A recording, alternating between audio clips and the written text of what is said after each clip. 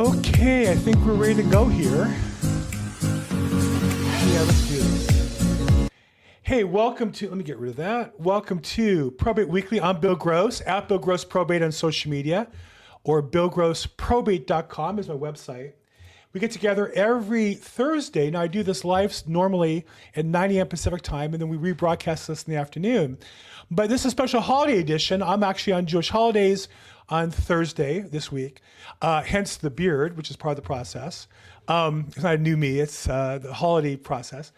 But oftentimes I do about once every 2 or 3 months my own content, and they by far the most popular topics. And so this week I was going to talk about how I launched my real estate business at 60 years of age, and you can too. And I use the word launch specifically. I've been in the business before that, but like so many people, I really had to relaunch. But the key word I want to use is the relaunch part. And we're going to talk about how to do that, how to build your business, but more importantly, really to restart the whole thing over again and be successful, and how to use probate business in particular as a tool to do that. Just real quick, some housekeeping. This is Probate Weekly, so you can sign up if you want to get notified when we're on the air live here at probateweekly.com. Just put in your email address, and we'll be glad to send you notices when we go live on Zoom. If you scroll down a bit, you can sign up for audio formats, Apple Podcast and Spotify and other formats. You also can see past episodes on YouTube if you're interested in doing that as well. And additionally, we continue the conversation on Facebook. Our group is Probate Weekly. Love to have you there. We have about 4,000 members. And you can go there and post your content. We have agents who do that all the time. They put their interviews, their content to get more views, more likes, as long as it's probate related. We don't want to have non-probate information on there, but love to have you participate in the Facebook group. Okay, so all that said, our topic this week, let me get to the main thing here, is launching or relaunching your probate business. And I want to use that word launch specifically, and we'll talk about that in just a second. So my story, so I had been in real estate since 1986, and I relaunched my business in 2019. So I've been in business at that time for 33 years. And I've been an agent, I've been in mortgages as well as real estate, I've been an agent, management, sales manager, executive management, owner of my own company, with a lot of different angles to my business. I got involved with a company as in their management, did recruiting, coaching, helped them build and really double their footprint, became the executive vice president of a 5-branch, I took it over, it was 3, when I left it was 6, actually, branch franchise company. But I realized after a period of time, I didn't like working for the owner. I didn't like working for anybody, don't like working for the man. Particularly that owner, I think, wasn't able to provide the things that we had promised and talked about.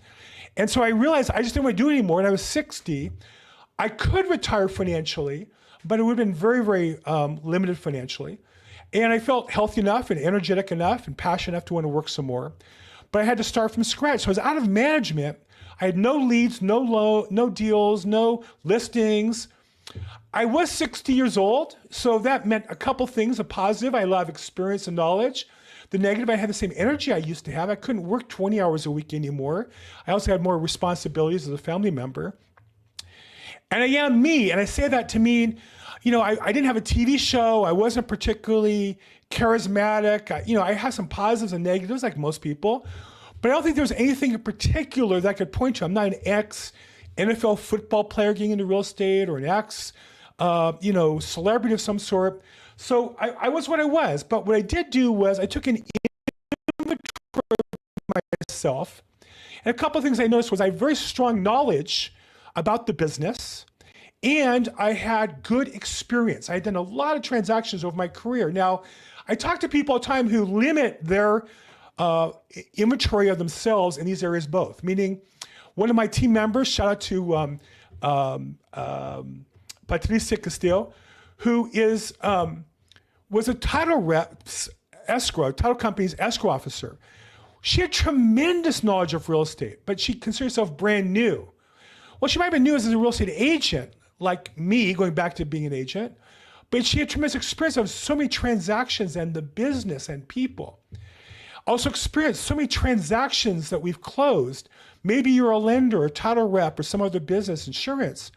All that experience is an asset that you need to look at how to deploy that if you're going to relaunch your business.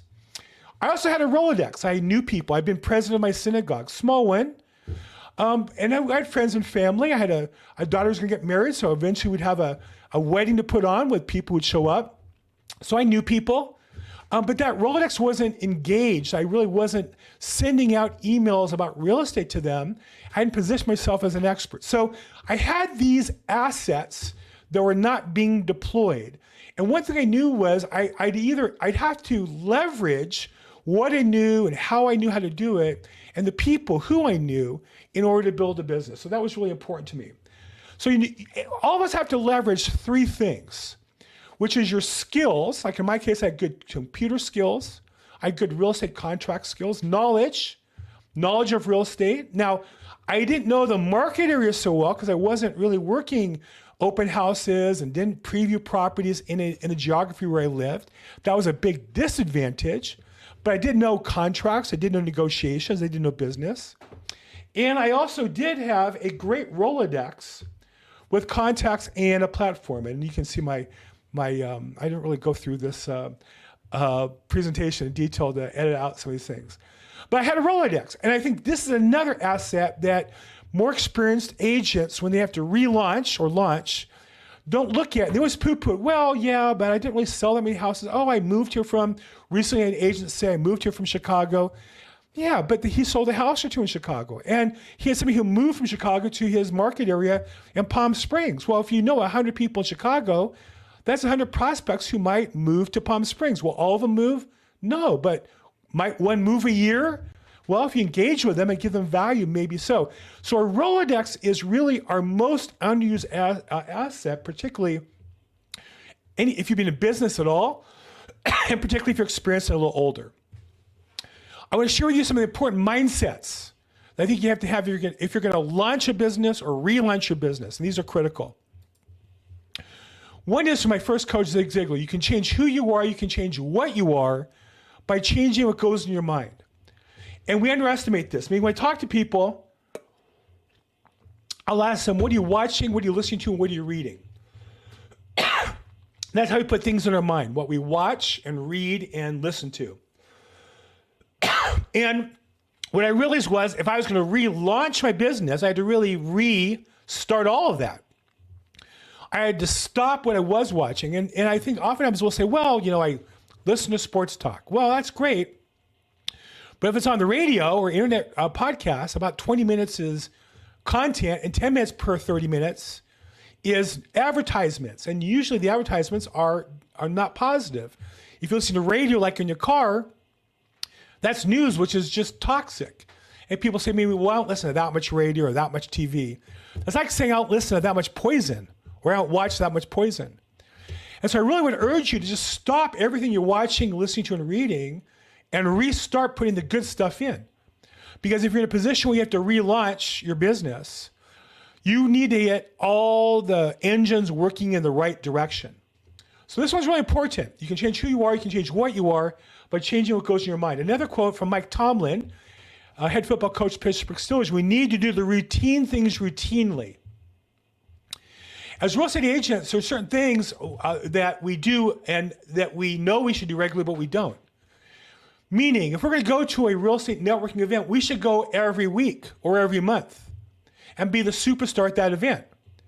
Too many agents will come once or twice and not come back again, and they quit before the miracle happens because they don't do the routine things routinely. They don't do their business development every day, every work day. Whether it be phone calling or door knocking or going to meetings or doing social media or doing video, whatever it is you're going to do, we need to do those routine things routinely so they become a habit and we get consistent, we get good at them. Bill Belichick, former head coach, New England Patriots, one of the most winning coaches in history, do your job. Real estate agents is really quick to learn other people's jobs, but what we don't do is do our job. Our job is little things like know the contracts in and out. Read every page of anything you ever ask your customer to sign. Know your software for your contracts. Know your software for your documents. Do your job. And one of the things that amazed me when I watch interviews with former players of Coach Belichick is that he made every player learn what every other player's roles were, so he knew what to expect. And so us as realtors, we need to learn what the title rep does, what the escrow company does, what the lender does, and really learn it so we can do our job better. And so this is a misunderstood part, but I'm not suggesting you spend all day doing this. I am suggesting that instead of deferring and saying, well, that's not my job, if it affects your job, it is probably part of your job. Another one is come from giving value. The money, this is a quote from Mike Ferry, a real estate coach. The compensation we receive is a reflection of the value we create for other people. So what that means, if we create more value for other people, we have the opportunity to collect more for ourselves. We focus on how do I get more rather than how do I give more, knowing if we give more, ultimately, it works out. You know, it's funny, this probate podcast, I started this 5 years ago. And I didn't really have a plan for it. I just enjoyed doing it. I know I wanted to talk to other real estate agents and professionals about the business. And so what better place to congregate than my own? And so people say, well, how do you plan to make money at this? And I said, I don't know. All I know is if I give good information, in the long run, it will work out for me. And it has. So we like to focus on coming from giving a value. And then the last one, in terms of mindset, I would say is launch. And I use that word because if you know the story of a rocket ship, so much energy is used just to clear the starting gate. And so we have to think about, if we're going to launch a business, it's so much energy to get started. We need everything to be done. We need to do it with intensity. We can't afford to waste time on things that aren't going to work. And so I want you to think about launching, not doing more. Now, look, if you're doing well and you're achieving goals and want to do more, great, do more. But if you're struggling, oftentimes it's because you need to relaunch your business rather than just add more stuff to do in a business that's not being successful for you. Okay. Point 2 is your foundation. And this trips up so many people. And I just want to say, it's really not negotiable. You don't have to like this. But at the end of the day, because our goal is to leverage the people we know and to share the experience and knowledge we have, your foundation, what you can call your center of influence, your CRM, your COI, your SOI, your METs if you're a Keller Williams agent, it doesn't really matter what you call it. You need to have a methodology of collecting everybody you know and effectively communicating with them to give them value. And so you want to build your COI, your SOI, list with everybody you know that meets the big 5. They know you, you know them, they like you. If you bumped into them, they'd be pleasant to you, and they'd return your phone call. That's the big 5 from Big Joel Epstein. But basically, anybody that you know, like, and trust, and they know, like, and trust you is another shortcut. Everybody should go in your system. If you're a real estate agent, of course, you should include in your marketing every vendor you ever meet, every inspector, every title rep, every mortgage rep that calls on your listing, every mortgage rep that pre-quals a buyer of yours, everyone. And the goal is to have their name, their mailing address, their phone, their email, and their social media, wherever they are. This is how we build a business. By accumulating people who know, like, and trust us, we know, like, and trust them, and then we convey value to them in a way that generates business. The goal is to have all that information on everybody you ever meet, and every day add in at least one. My goal was 1.5 when I started building my business. Now, another thing you might do if you're probate focused is you might have a field called estate plan, ? And have yes, no, and I don't know. Meaning, at some point, let me back up. As a real estate agent, I talk about this in a whole hour podcast, we know whether or not our clients have an estate plan because when we sell them the house, we know how they take vesting, or we can check public records. I believe every single homeowner in California, as of today, should have some sort of estate plan, most commonly some sort of a trust, maybe just a will in some cases, but most people trust. And so we as agents should know where they have it. If we don't know, let's identify them, yes, no, and don't know.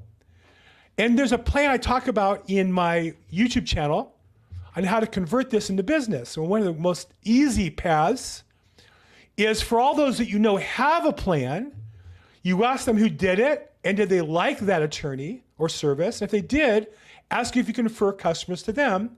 And then you can meet that service or attorney and refer them clients. Then you call the people who you know don't have one and ask them if they know the advantages of having an estate plan and the importance of it. And you might point to them some resources to help with this. And if they say, no, I'd like to meet somebody, you point them to the resource you just met from your client. And those you don't know, obviously, you call them up and you ask them because you don't know. And if you don't know and they tell you, no, I don't have one, you point them to the resource. Same process. And then you tag vendors and put in notes as to their business so you can refer people business that you meet along the way. So this is the foundation that you have to build. Now, again, as I mentioned, a estate planning resource list, you also want to have a list of estate planners. And I want you to think about these different types of estate planning. There's starter, and there's what I call value, and then there's also online. There's intermediate, meaning starter might be for somebody who just needs a basic plan. It can be online, trustandwill.com, legalzoom.com, whatever service that you know somebody at. An intermediate might be somebody who typically charges $3,000 to $5,000, typically in a state, $1 million to $5 million. And you might also need some higher price point experts, larger states as well. Male, female, I find generally referring male to male, female to female just works better. They're more alike. It's just in all businesses, it seems like an easier match. Geographic, I'm in LA, so there are some people I'll say, do you plan to meet in person? Some attorneys like to do it in person. Certainly the intermediate and larger state planning services require some in-person attention. And so where they are geographically in your market's important. And their price points and complications and specialties. For example, conservatorships, guardianships, elder abuse cases. There's different types of specialties within that field as you get deeper, but you would have a place to put those notes so that you can keep track of who your estate planning resources are as you build your database out. Always build your real estate vendor list. When people call and ask for anything to do with real estate, your answer should be either you know somebody or you'll get somebody and you'll vet them for them. You have a resource through your company, you have a resource through your networking, you have a resource through me, and I can point you to some resources. Executorium is another resource you can use. But you should always be building your list of resources for customers, tree people, sewage pipe people, clean out people, painting people, handymen. When somebody calls you and says, or emails you or texts you, hey, do you know somebody who? The answer should always be yes, and get a conversation to find out exactly what they need and do your best to find the best vendor to help them out. And then you want to leverage all this with social media content. So if you want to build in probate, you should specifically post regarding probate and estate planning. And there's some great resources I talked about last week on my show, resources where you can get that content. If you watch the channel I did last week, or the episode last week on YouTube channel, I mentioned 3 resources: Executorium, trustandwill.com, and Jet Surety. And if you want to text or email me, I'd be glad to send you those links. They have great content that you can read, learn, and then restate in your own words on your social media. You also can interview vendors, attorneys, people that you meet along the way, and put that on your social media, whether it be Facebook or YouTube or other channels. So you meet people, you learn about what they do, and then you want to share that information with as many people as possible. Okay, now next, as you launch your business, and I just gave you back the basics, you're getting your kind of material organized, you want to pick your focus or your unique selling proposition. Your unique selling proposition. Now, I do have for some resources, but you want to pick on one and focus on that one, do it well, and then launch it, and that is second and third. Now, your first one should be your center of influence, people you already know. And then you add on top of that one, whatever the niche is you're going to work in. So for me, I started going to court, meeting their families and attorneys at court. But I started with my COI, my center of influence. And because of that, while I was at court, I met people I knew who now knew I was in real estate and in probate. And as a result, got business right away in court when I bumped into them. So it's really important to start with the COI, the people you know, because there's people that you don't know their wife is a probate attorney. You don't know their husband is an estate planning attorney. You just know they're a painter or they're a, stay-at-home mom. And you'll find out there's good business there in your center of influence database.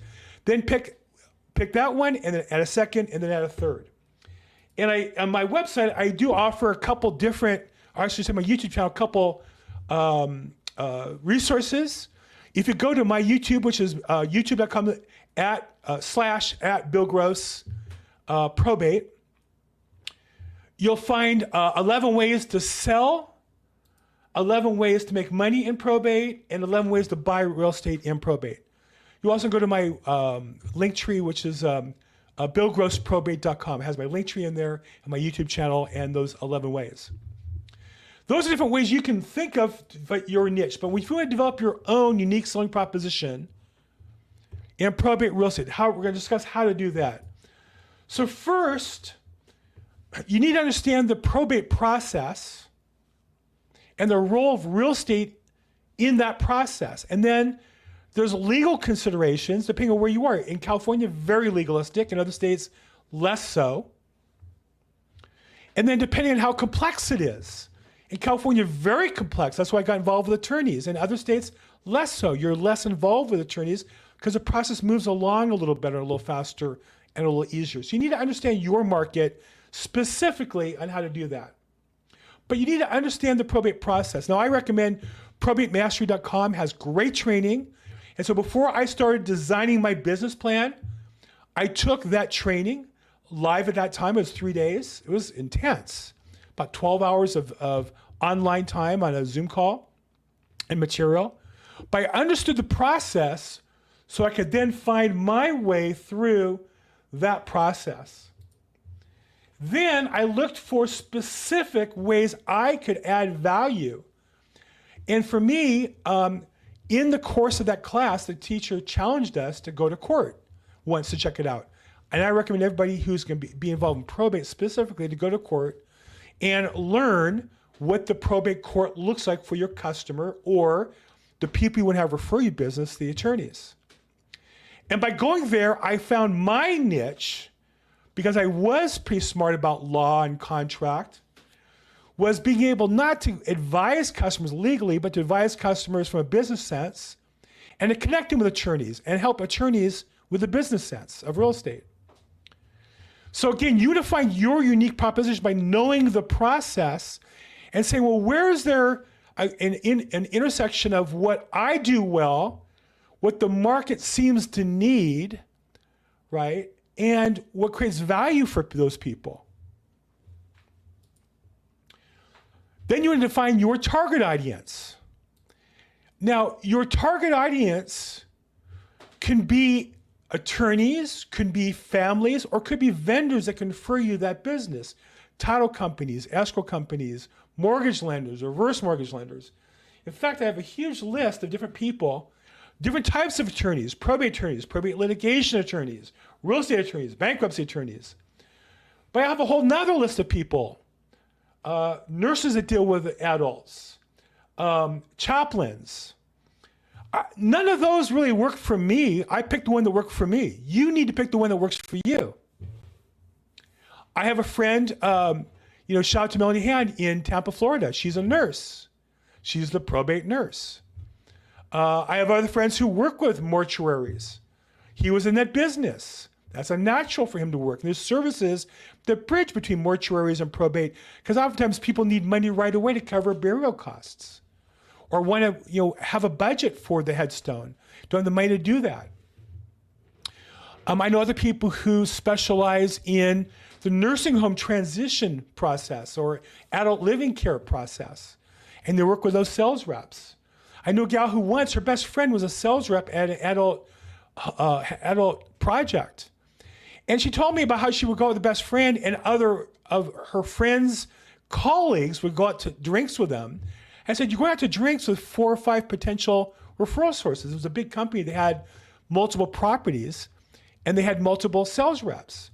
And she didn't even think about the fact that she had a whole population of people at her fingertips. So again, you need to look who's best for you. Wholesalers is another one. Other real estate agents, if you're an established agent, learning probate and teaching other realtors in your company, in your team, in your franchise is an option. But all these are different types of clients that you can use for your business. You also need to analyze the competition.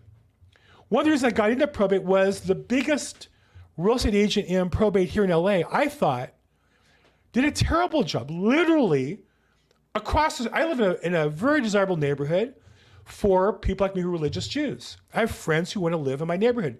Very limited supply of houses, even in this market. The lady across the street, I knew she passed away. We knew her. We had befriended her. She was an elderly lady. We knew she died. We didn't know she died in the house or not. And I had friends who wanted to live there. They were queasy. They didn't want to buy if she died in the house. Most people don't. One thing I've learned is most people aren't pronounced dead unless they're found. Anytime an ambulance shows up, they generally pronounce at the hospital. And that really saves the family a lot of money. And it turns out the real estate agent would not answer the question despite numerous phone calls, texts, and emails, 3 of each. And I said, this agent is obviously just trying to keep the buyer for themselves to double in the deal. As I learned in probate, I realized the competition was weak. Because if you have to cheat to be successful, that's because you're weak. You're not creating value, you're hiding value. And so analyze your competition. Go to the MLS, pull the properties that mention probate in them, or if they have keywords in your MLS. Or do the public records and look for the deeds that are probate granted properties. And find out your market, how many properties there are, what areas are there, what are the sales prices, how many per month are there? Or buy data from a company and find out how many probate filings there are in your city, county, or wherever. Do the research. I have a search in the MLS where I look at every single MLS listing for probate. And I see who the agent is.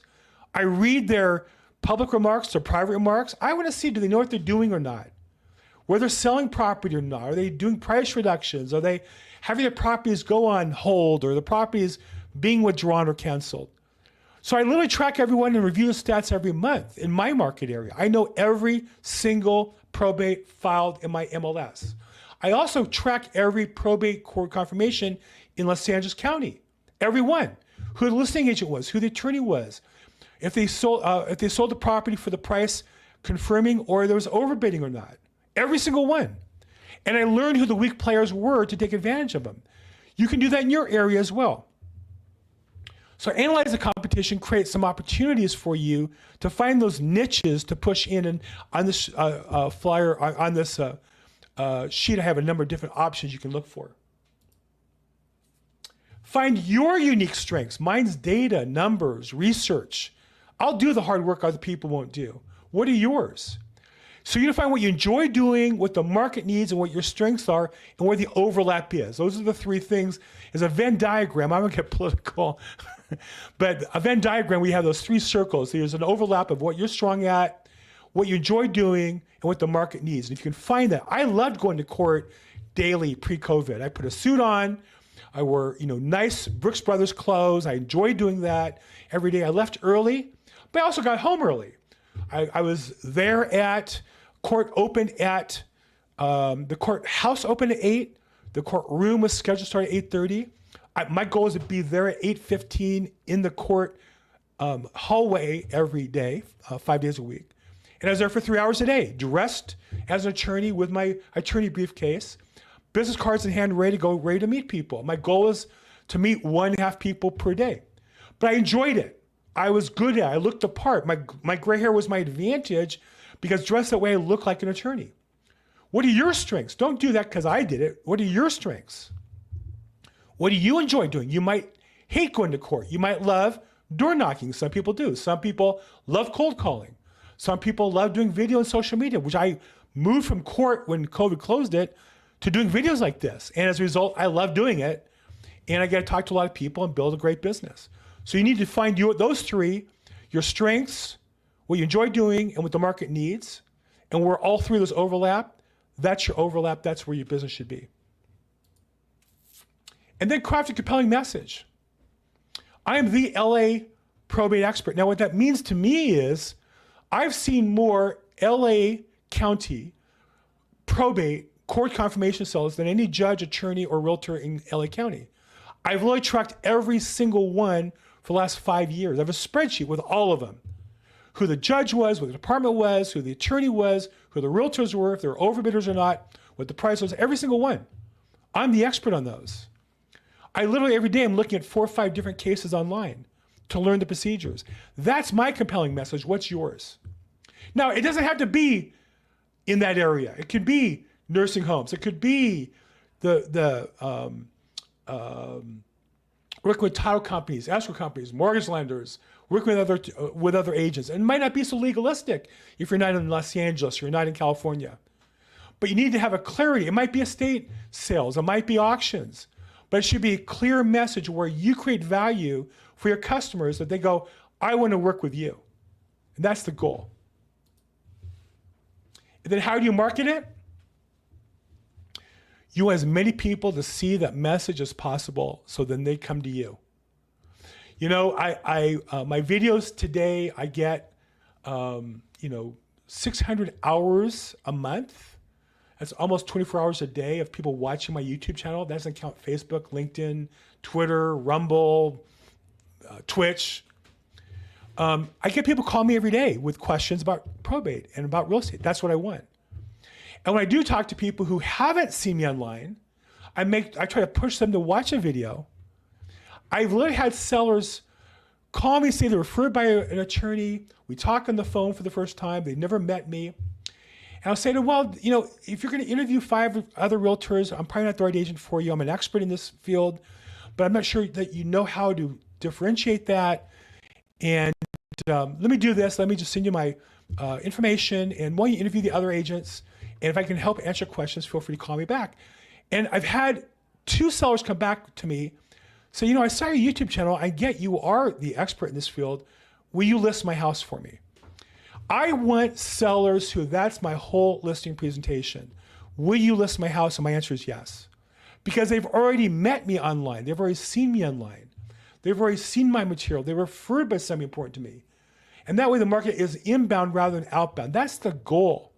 Now, you can't build a whole business on that right away. That's where I am after 5 years, where my whole marketing now is coming back to me. And you can do that as well. But you have to start with the steps, like I said, the foundation at the very beginning. And then you have to have that marketing, unique selling proposition that you're getting out to your people. So get into action. Spend 3 hours a day on business generation. You would talk to 25 people a day and add 1.5 people to your database daily, 5 days a week. That can be phone calls, networking, door knocking, but that's your goal, to talk to 25 people a day and to add 1.5 in your database, which means they've given you permission to contact them, name, address, phone number, email, mailing address, whatever's appropriate, whatever you're using to contact them. That's action in my book. Now, I've changed that myself to where, because I do social media, I create content like this. I host calls. I'm a guest on podcasts. I'm a guest on other people's shows.